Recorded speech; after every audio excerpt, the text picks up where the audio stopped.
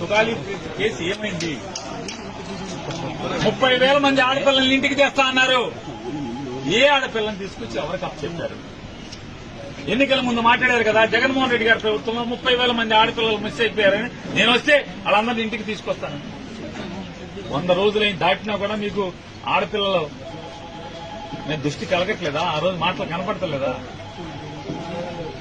ఏంటంటే మీ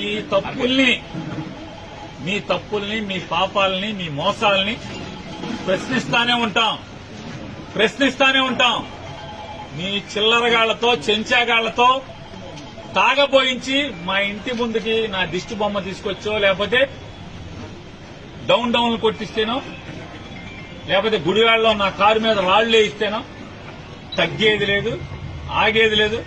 పవన్ కళ్యాణ్ గారికి గట్టి చేతన అయితే, చిత్తశుద్ధి ఉంటే, నికార్సైన రాజకీయ నాయకుడు అయితే మంచిగా పరిపాలన చేయి. ప్రజలకు ఇచ్చిన మాటలు ఏమిచ్చారో ఆ మాటలు నిలబెట్టుకోండి, హామీలు నిలబెట్టండి, స్టీల్ ప్లాంట్ ని కాపాడండి, రైల్వే జోన్ తీసుకురండి, ఇట్లాంటి బోళ్ళని చేయండి. ఎన్నికల్లో బోళ్ళని హామీలు ఇచ్చారు. ఊరూరికి, మా ఊరికి కూడా ఇచ్చారు. బందర్ పోర్టు అమ్మకానికి పెట్టారని చెప్పి ఊరు వాడ అల్లరల్ల మోతకే ఉంది.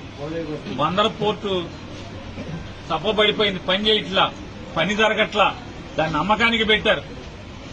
ఇట్లాంటి పాపాలాపి మెడికల్ కాలేజీ జగన్మోహన్ రెడ్డి గారు ఆ కాలేజీకి అయ్యే ఖర్చు ప్రభుత్వం మీద భారం పడకుండా ఉంటాకి సుమారుగా 150 సీట్లలో 20 సీట్లు, అది కూడా ఎంసెట్ ద్వారా మెరిట్ ప్రకారం 20 లక్షల ఫీజు కట్టుకోండి అని చెప్పిన కాలేజీ మెయింటెనెన్స్ కోసం పెట్టి ఇవాళ బందర్ మెడికల్ కాలేజీని కూడా అమ్మకానికి పెట్టినటువంటి ప్రభుత్వం మీది. అంటే ఒక ప్రభుత్వ మెడికల్ కాలేజీని ప్రైవేట్ వాళ్ళకి అమ్మకానికి పెట్టి ఆ రోజు జగన్ గారు 20 లక్షల ఫీజు కట్టండి అంటే మీరు అంటే ఆ రోజు ఆక్షేపణగా మాట్లాడిన మీరు ఇవాళ 150 సీట్లలో 75 సీట్లు అమ్మకానికి పెట్టి, అంటే 2 కోట్లకి 3 కోట్లకి అమ్మకానికి పెట్టేలాగా ఒక ప్రైవేటు వ్యక్తులకి కాలేజీని బేరం పెట్టినటువంటి మీ ప్రభుత్వం. వాటిని సరిదిద్దండి, అట్లాంటి తప్పులు సరిదిద్దుకోండి.